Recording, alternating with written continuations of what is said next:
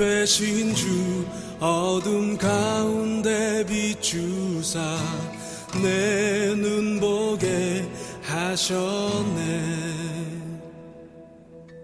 예배하는 선한 마음 주시고 참 소망이 되셨네. 나 주를 경배하리 엎드려 절하며 고백해 주 나의 하나님. 사랑스런 주님 존귀한 예수님 아름답고 놀라우신 주. 만유의 주 만유의 주 높임을 받으소서. 영광 중에 계신 주 겸손하게 낮고 천한 이 땅에 사랑으로 오신 주. 나 주를 경배하리 엎드려 절하며 고백해 주 나의 하나님. 오 사랑스런 주님 존귀한 예수님 아름답고 놀라우신 주. 나 주를 경배하리 엎드려 절하며 고백해 주 나의 하나님. 오 사랑스런 주님 존귀한 예수님 아름답고 놀라우신 주. 알 수 없네 주의 은혜 내 죄 위한 주 십자가. 알 수 없네 주의 은혜 내 죄 위한 주 십자가. 알 수 없네 주의 은혜 내 죄 위한 주 십자가. 알 수 없네 주의 은혜 내 죄 위한 주 십자가.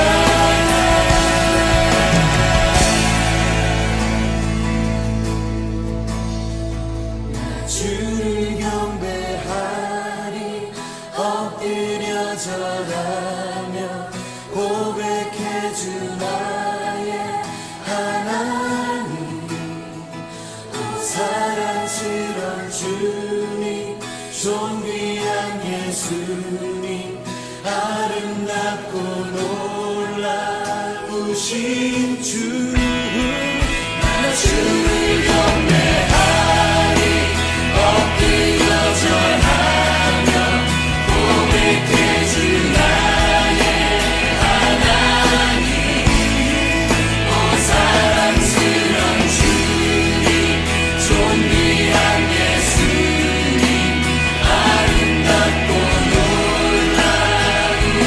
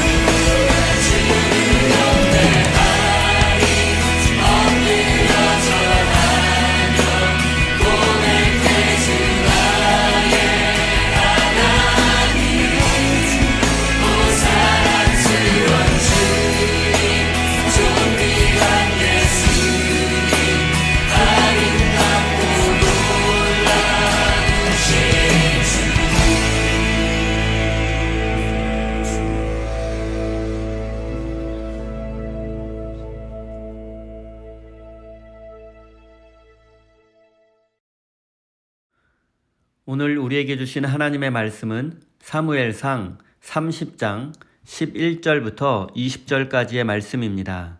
다 같이 화면을 보시면서 함께 읽겠습니다. 군인들이 들녘에서 한 이집트 사람을 발견하여 다윗에게로 데리고 왔다. 그들은 그에게 빵을 주어 먹게 하고 물도 주어 마시게 하였다.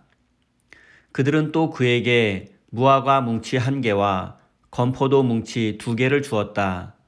그는 밤낮 사흘 동안 빵도 먹지 못하고 물도 마시지 못하였으므로 이렇게 먹고서야 제정신을 차렸다.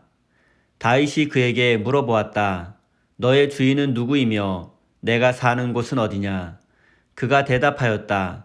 저는 이집트 소년으로서 아말렉 사람의 노예로 있었습니다. 사흘 전에 제가 병이 들자 저의 주인이 저를 버리고 갔습니다. 우리가 습격한 지역은 그렛 사람의 남부 지역과 유다 지역과 갈렙 사람의 남부 지역이며 시글락도 우리가 불질렀습니다. 다윗이 그에게 또 물었다.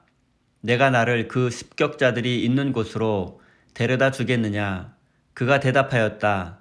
저를 죽이지 아니하시고 저를 주인의 손에 넘기지도 아니하시겠다고 하나님의 이름으로 저에게 맹세하시면 그 습격자들이 있는 곳으로 모시고 가겠습니다.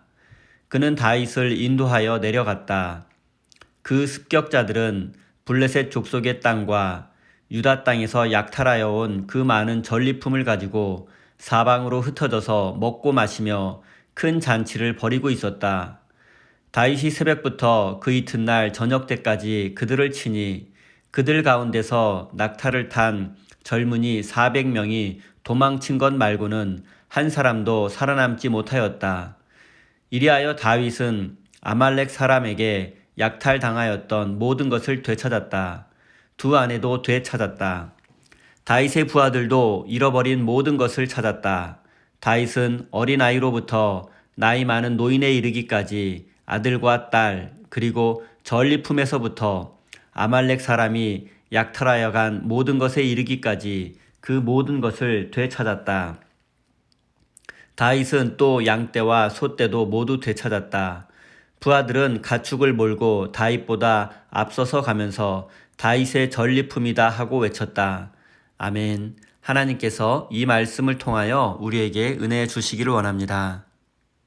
하나님의 크신 사랑과 은총이 여러분의 삶에 함께 하시기를 빕니다. 오늘은 하나님의 것을 내 것이라 주장하는 어리석음이라는 제목으로 함께 하나님의 말씀을 나누겠습니다. 우리는 지난주에 위기에 빠진 다윗의 이야기를 살펴보았습니다. 그는 하나님의 은혜로 블레셋과 이스라엘의 전쟁에 참전하지 않게 되었습니다. 하지만 그는 또다시 위기에 빠지고 말았습니다. 다윗이 시글락 성을 비운 사이에 아말렉 군대가 쳐들어와서 성을 불태우고 여자와 아이들을 모두 노예로 잡아갔습니다. 그리고 이때 다윗의 두 아내 아히노암과 아비가일도 잡혀가고 말았습니다. 설상가상으로 군사들은 이 모든 것이 다윗의 책임이라며 돌을 들고 다윗을 죽이려고 하는 자들도 있었습니다. 그리고 다윗은 이 위기 속에서 하나님을 더욱 의지하고 신뢰하였고 용기를 얻게 되었습니다. 그래서 그는 즉시 제사장 아비아달을 불렀습니다. 그는 제사장을 통해서 하나님의 뜻을 구하게 되었고 하나님은 지금 즉시 아말렉 군대를 쫓아가라고 말씀하셨습니다. 그러면 사로잡힌 가족들과 빼앗긴 모든 것들을 되찾을 것이라고 말씀하셨습니다.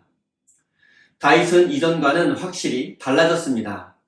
그는 사울에게 쫓기는 과정에서 하나님의 뜻을 구하지 않았고 블레셋으로의 망명도 하나님을 신뢰하지 못하고 두려움에 빠져서 한 잘못된 선택이었습니다. 그리고 지금 다윗이 어려움을 겪고 있는 근본적인 이유는 그의 불신앙적인 태도와 행동 때문이었습니다.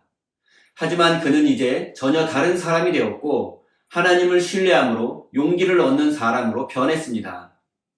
부하들이 반란을 일으키려 해도 무력으로 진압하지 않았고 일벌백계 하지도 않았습니다. 오히려 제사장을 통해서 하나님의 뜻을 구하는 믿음의 사람이 되었습니다. 어려운 현실 앞에 두려워한 것이 아니라 그 현실 속에서 자신과 함께 하시는 하나님을 믿음의 눈으로 바라본 것입니다. 다윗이 처음부터 훌륭한 믿음의 사람은 아니었습니다. 그는 인생의 위기 속에서 여러 번 실패하고 넘어졌고 잘못된 선택을 하기도 했습니다. 하지만 그는 그때마다 조금씩 변화하고 성장했고 마침내 오늘 본문 말씀의 내용처럼 하나님을 의지하고 신뢰하는 믿음의 사람이 되었습니다. 그리고 이것이 바로 다윗의 위대함입니다. 이제 새로운 이스라엘을 건설할 왕으로서의 모든 시험과 훈련을 통과하게 된 것입니다. 사랑하는 성도 여러분, 인생에 의미 없는 고난과 고통은 없습니다. 우리가 믿음 때문에 겪는 모든 일들 뒤에는 우리를 하나님의 사람으로 훈련시키려는 하나님의 계획과 섭리가 있음을 깨달으시기 바랍니다. 이제 아말렉 군대를 쫓아가라는 응답을 받은 다윗이 어떻게 대처했는지 살펴보겠습니다. 다윗은 제사장을 통해서 하나님의 뜻을 알게 되자 조금도 망설이지 않고 즉시 순종했습니다. 군사 중의 일부가 다윗의 뜻을 따르려 하지 않았지만 그들에게 하나님의 응답을 알려주며 용기를 주었고 포로로 잡혀간 가족들을 찾아와야 한다고 말했습니다. 다윗의 연설에 모든 군사들은 용기를 내었고 그의 말에 따라 아말렉 군대를 향해 진군하게 되었습니다. 하지만 현실적인 문제가 있었습니다. 그것은 아말렉 군대가 어느 쪽으로 갔는지 어디쯤에 있는지 도무지 아무것도 아는 것이 없다는 점입니다. 다윗이 알고 있는 것은 그들이 유다 남쪽으로 행했을 것이고 유다와 이집트 국경 사이 광야 어디쯤에 있을 것이라는 추측뿐이었습니다. 그리고 또 한 가지 문제는 지금 다윗의 군사들은 모두 지쳐있다는 점입니다. 다윗의 군대는 보통 4일 정도 걸리는 거리를 강행군에서 3일 만에 시글락성에 도착하게 되었습니다. 그래서 그들은 제대로 쉬지도 못했고 모든 것을 빼앗긴 충격에 두려움에 빠진 자들도 많았습니다. 이런 군사 600여 명을 데리고 수천이 넘는 아말렉 군대를 추격한다는 것은 현실적으로 성공 가능성이 낮습니다. 하지만 다윗은 이런 현실적인 문제에 사로잡혀 망설이지 않았고 시간을 허비하지도 않았습니다.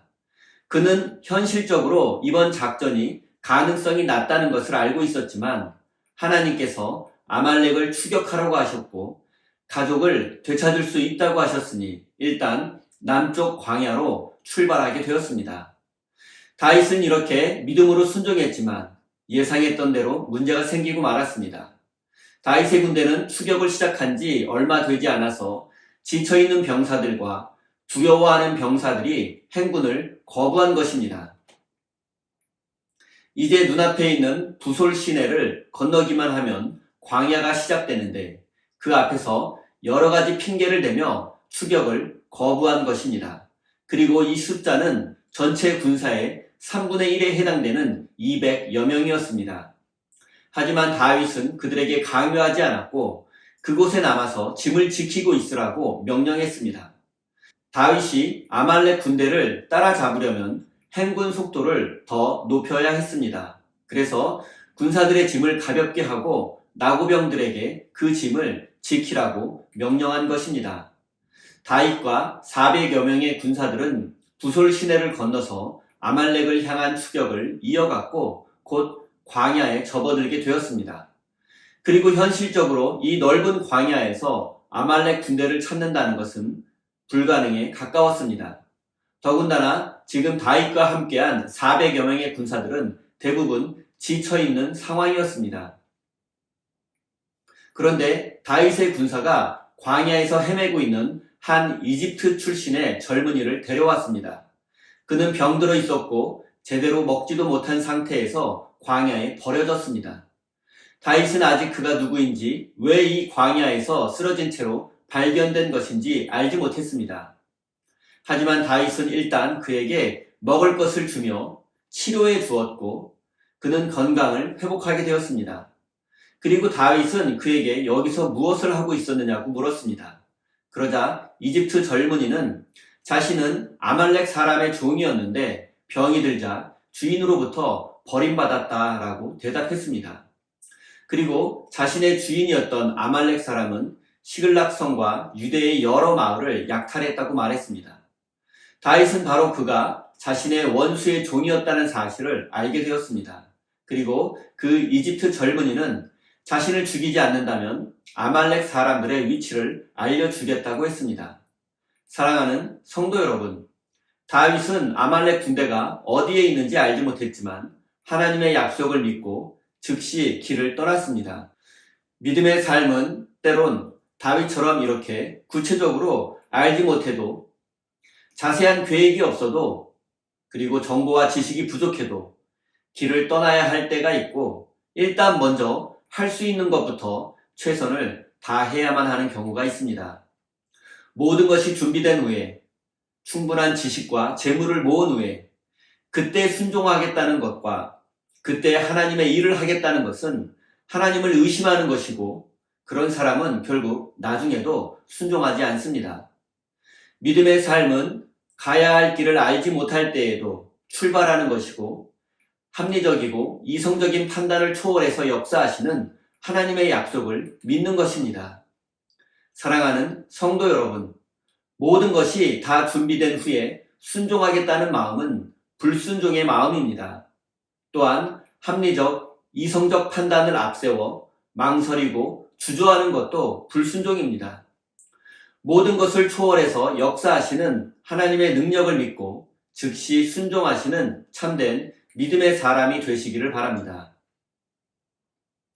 다윗과 그의 군사들은 이집트 젊은이의 안내를 따라서 행군했고 결국 아말렉 군대를 따라잡게 되었습니다.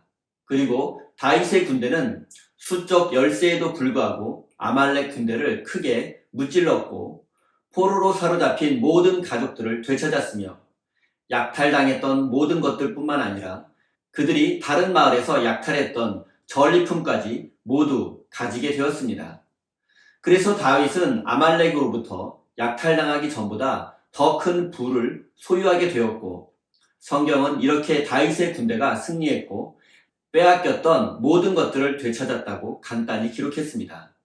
그런데 문제는 승리한 후 돌아오는 길에 생겼습니다. 그것은 바로 군사들의 분열이었습니다. 승리한 400여 명의 군사들은 돌아오는 길에 부솔 시내에서 기다리고 있던 200여 명의 군사들을 만나게 되었습니다. 그런데 그들은 전쟁에 참여하지 않은 200여 명의 군사들에게 가족들만 돌려주고 전리품은 나누어 주지 말자고 주장했습니다.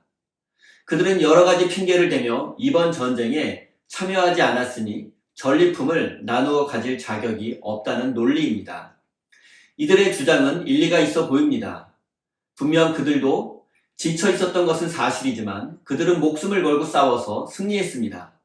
그들은 더 노력했고 더 수고했고 더 헌신했습니다. 그리고 이렇게 최선을 다한 군사들이 더 큰 보상을 받아야 한다는 것은 합리적인 주장입니다. 하지만 다윗은 그들의 주장을 받아들이지 않았습니다. 승리한 400여 명의 군사들은 자신들의 승리로 얻은 전리품이라고 주장했지만 다윗의 생각은 달랐습니다. 이 승리는 우리가 용감하게 싸웠기 때문이 아니라 하나님이 도와주셔서 승리할 수 있었다는 것이 다윗의 생각이었습니다. 400여 명의 군사로는 수천 명이 넘는 아말렉 군대와 싸워서 도저히 승리할 수 없습니다. 다윗은 지금까지 수많은 전투 경험을 바탕으로 자신이 이길 수 없는 전투에서 승리했다는 것을 알고 있었습니다. 이 승리는 하나님의 도우심과 은혜가 아니면 설명할 길이 없었습니다. 그래서 다윗은 이 승리는 하나님의 은혜이며 이 전리품들은 우리 힘으로 얻은 것이 아니라 하나님께서 선물로 주신 것이니 모두가 공평하게 나누어야 한다고 말했습니다. 다윗은 승리한 400여 명의 군사들을 타이르기도 하고 꾸짖기도 하며 이 승리는 하나님께서 주신 선물임을 강조했습니다. 다윗은 하나님의 은혜와 축복이 무엇인지 정확히 알고 있었고 그것을 어떻게 나누고 사용해야 하는지도 알고 있었습니다. 세상의 생각과 자본주의적 가치관은 더 힘있고 더 능력 있는 사람, 더 열심히 일하고 더 많은 결과를 낸 사람이 더 많이 소유하고 특권을 누리는 것을 당연하다고 합니다. 하지만 하나님의 은혜에는 특권이 없습니다. 왜냐하면 하나님의 은혜는 우리가 받고 싶다고 받을 수 있는 것이 아니라 오직 하나님께서 자격 없는 우리에게 무조건적으로 주시는 것이기 때문입니다. 하나님의 은혜는 특별한 사람에게 더 많이 주어지는 것이 아니라 자격 없는 사람들에게도 동일하게 주어지는 것입니다. 성경은 모든 경제적 이익과 경제적 성공이 하나님의 선물이요, 은혜라고 말씀하고 있습니다.